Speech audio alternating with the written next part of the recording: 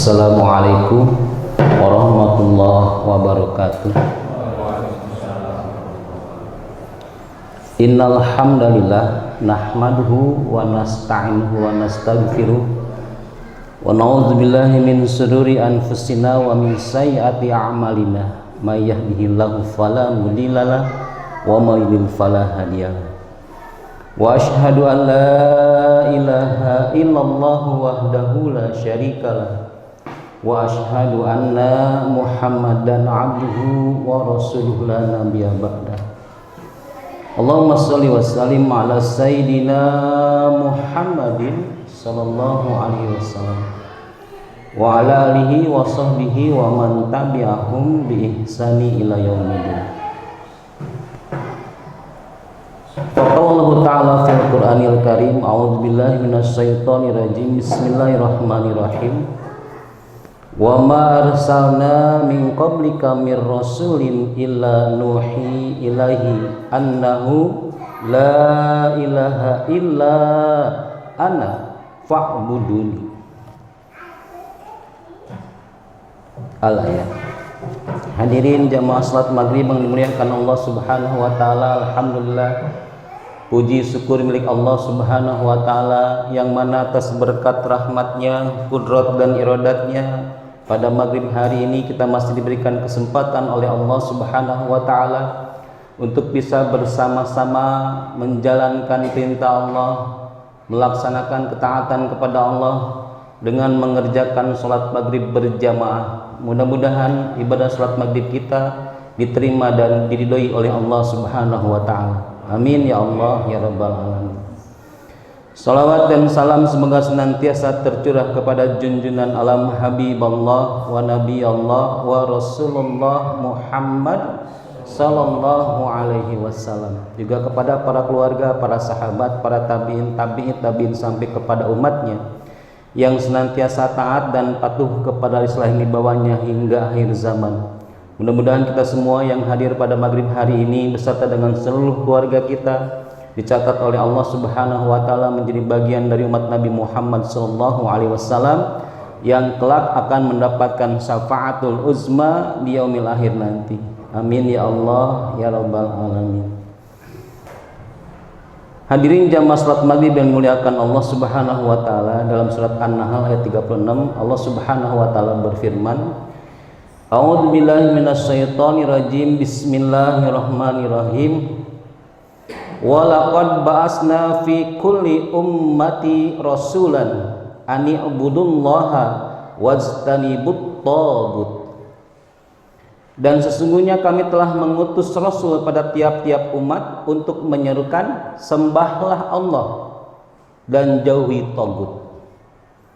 Kemudian dalam surat Al-Anbiya ayat 25 Allah Subhanahu wa taala juga berfirman, wa ma arsalna min qablika mir rasulin illa nuhi ilaihi annahu la ilaha illa ana fa'buduni.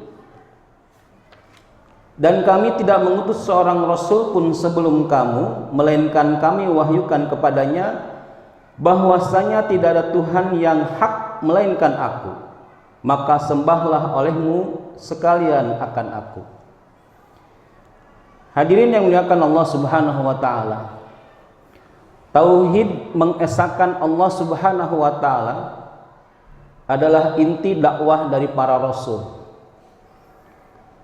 Dari mulai nabi pertama sampai dengan rasul terakhir, semua membawa misi yang sama, semua membawa risalah yang sama, yaitu mentauhidkan Allah Subhanahu wa taala, mengesahkan Allah Subhanahu wa taala.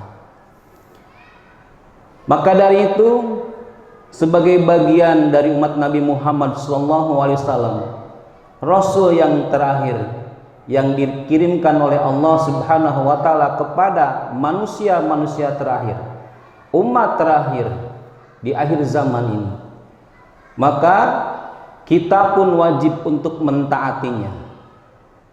Sembahlah Allah dan jauhi taghut. Taghut-taghut yang ada pada kehidupan kita zaman sekarang memang modern, tidak berupa berhala yang disembah seperti zaman dulu. Sekalipun masih ada yang menyembah pohon, yang mengkultuskan kuburan ataupun yang lainnya. Tetapi togut-togut zaman sekarang jauh lebih canggih dalam bentuk handphone, dalam bentuk media, dalam bentuk dunia materi dan sebagainya. Sadar tidak sadar kita terbawa ke arah mengkultuskan togut, lebih mementingkan togut, lebih mengutamakan togut dibanding Allah Subhanahu wa ta'ala. Perkara kecilnya bisa kita dapati dalam kehidupan. Manusia tidak lepas dari yang namanya handphone. Bahkan sebelum tidur yang dilihat terakhir kali adalah handphone. Bangun yang dilihat pertama kali adalah handphone. Maka bisa jadi handphone ini secara hukum berubah menjadi togut, karena sudah mengalihkan keimanan seseorang, keyakinan seseorang dari Allah Subhanahu wa ta'ala. Padahal jelas kita pahami dari kecil bagaimana kita diajarkan sebelum tidur membacakan doa, berzikir, membacakan ayat-ayat suci Al-Quran, berwudu terlebih dahulu, lantas tidur. Bagaimana bangun tidur yang pertama kali kita ucapkan adalah doa, kemudian kita ke air, lantas melaksanakan ibadah kepada Allah Subhanahu wa ta'ala. Hal-hal seperti itu, Masya Allah, sekarang ini sudah jauh berkurang. Memang ini adalah akhir zaman. Sudah kita pahami bersama, tanda-tandanya pun sudah terlihat dengan nyata. Apalagi zaman sekarang. Kemarin minyak susah didapat. Sekarang harga-harga bahan pokok melambung tinggi. Gak usah heran, memang sekaranglah waktu. Pemimpin yang tidak mementingkan kepentingan rakyatnya, pemimpin yang hanya mementingkan kepentingan golongannya, bahkan mementingkan dirinya sendiri, pemimpin yang menzolimi rakyatnya sendiri. Dua perkara ini mungkin sudah bisa kita lihat, sudah bisa kita rasakan. Zaman makin hari makin susah. Yang disalahkan keadaan, padahal Nabi sudah memperingatkan. Itu karena kita meninggalkan ulama. Tetapi yang ketiga, yang jauh lebih besar musibahnya, belum, karena kita belum meninggalkan dunia ini. Apa yang ketiga? Musibah yang ketiga yang terbesar adalah Allah akan mematikannya dalam keadaan tidak beriman. Nauzubillahi min zalik. Allah akan mematikan seseorang yang meninggalkan ulama, mati dalam keadaan tidak beriman kepada Allah Subhanahu wa ta'ala, mati dalam keadaan kafir atau musyrik. Dan ini adalah musibah terbesar, karena kalau seseorang mati dalam keadaan tidak membawa iman, jelas dia akan celaka di akhirat sana. Mengapa bisa demikian? Sekali lagi peringatan Nabi harus kita indahkan. Nabi memberikan pesan kepada kita, jangan tinggalkan ulama, bertanyalah kepada ahlinya. Ulama adalah pewaris Nabi, merekalah yang menguasai ilmu Nabi. Kita hanyalah umatnya yang sedang belajar kepada para alim ulama. Karena kedudukan kita sebagai seorang murid, maka jangan merasa lebih pintar dibandingkan dengan gurunya. Karena kedudukan kita yang masih jauh pemahaman ilmunya, jangan merasa diri kita lebih benar dibandingkan dengan yang lainnya. Perkara ini yang sekarang banyak terjadi di antara umat Islam. Banyak yang merasa dirinya lebih baik dibandingkan yang lain, lebih benar dibandingkan dengan yang lain. Padahal ngaji baru kemarin sore, hafal Al-Quran masih jauh, ibadah masih berantakan.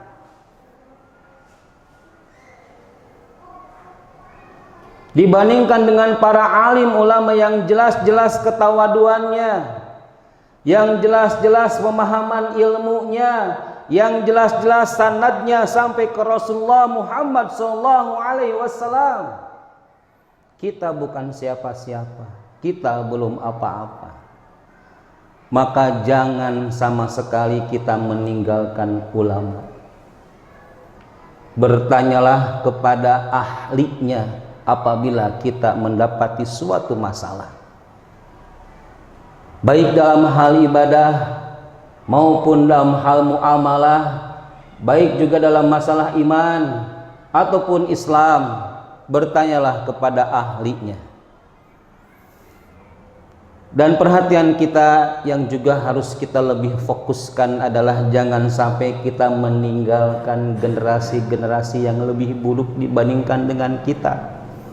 Pak, kita dengar bagaimana suara anak-anak kita, bagaimana bahasa mereka, bagaimana sholat mereka, bagaimana ngaji mereka, kita tahu Pak. Kita sering mendengar bagaimana bahasa-bahasa mereka dikeluarkan. Kita orang tuanya diam. Oh, sudah dimarahin, cukup dengan dimarahin? Tidak. Merekalah yang nanti akan mengisi posisi kita sebagai orang-orang yang akan menegakkan agama Islam kelak setelah kita tiada ada.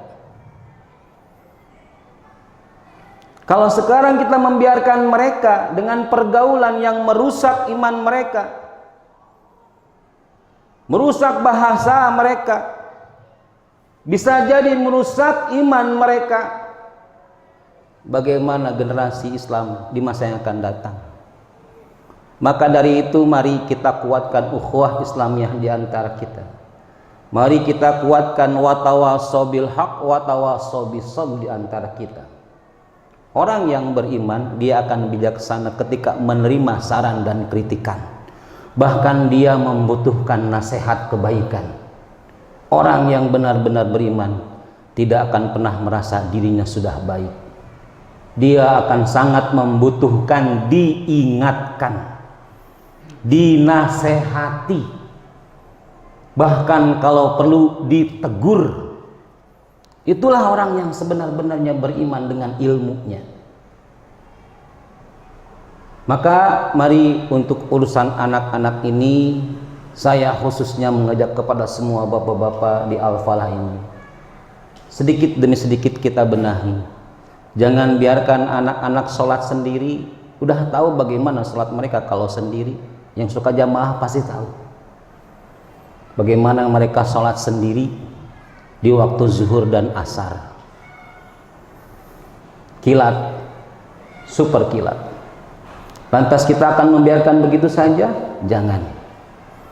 Kita harus berupaya untuk mengingatkan, mengajak, mengajarkan kepada mereka dengan cara kita. Lebih utama adalah ayahnya. Kalau ada anaknya yang berlaku seperti itu, tarik, ajarkan. Jangan hanya karena mau ngajarin anak untuk mengenal masjid, tapi tadi diajarkan sholat yang benar di masjid. Yang penting datang ke masjid, mereka mau ribut, mau rame, mau berisik, seolah tidak peduli. Bukan begitu caranya. Kalau mau mengajarkan kepada anak mengenal masjid, maka ajarkan pula sholat yang baik. Biarkan dia diam di samping ayahnya. Ajarkan adabnya, ajarkan sopan santunnya, ajarkan akhlaknya terlebih dahulu. Perkara yang lain mengajak kepada keburukan, tahan sama kita, jangan sampai anak kita ikut-ikutan. Kalau satu orang tua, satu ayah mampu saja mengajak seperti itu, beberapa ayah yang mampu berbuat hal yang sama, insya Allah akan berkurang keburukan-keburukan pada anak kita. Maka dari itu sekali lagi saya mengajak kepada semua jamaah Al-Falah, mari kita bersama-sama memikirkan dan juga langsung mempraktekkan, jangan hanya berupa wacana. Bagaimana kita membenahi anak-anak kita yang sudah kita tahu sama-sama, bagaimana bahasa mereka, bagaimana sholat mereka, bagaimana pergaulan mereka. Jangan sampai terlambat, jangan sampai ketika anaknya sudah dewasa sulit untuk diingatkan, sulit untuk diberikan nasihat kebaikan, kita akan menyesal nantinya. Mudah-mudahan Allah Subhanahu wa Ta'ala memberikan kita kekuatan lahir dan batin, kesabaran, ketabahan, ketawakalan, keikhlasan di dalam menjalankan aktivitas ibadah kita kepada Allah Subhanahu wa Ta'ala, dan juga dalam mendidik anak-anak kita sekalian. Dan mudah-mudahan Allah Subhanahu wa Ta'ala senantiasa memberikan kita perlindungan, baik bagi kita dari godaan setan, laknatullah, dari golongan setan yang berwujud jin maupun manusia. Mudah-mudahan Allah Subhanahu wa Ta'ala melindungi kita sekalian dan memberikan kita hidayah taufik agar kita senantiasa berada dalam jalan yang diridhai oleh Allah Subhanahu wa Ta'ala. Amin ya Allah ya rabbal alamin. Allahumma anfa'na bima 'allamtana wa 'allimna ma yanfa'una wa zidna ilma.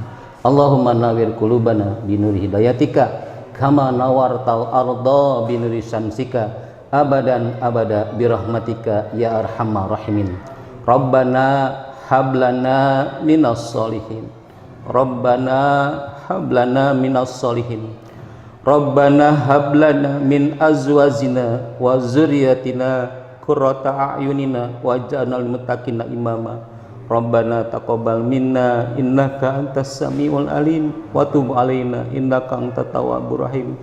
Rabbana atina fid dunya hasanah wa fil akhirati hasanah wa qina adzabannar walhamdulillahi rabbil alamin.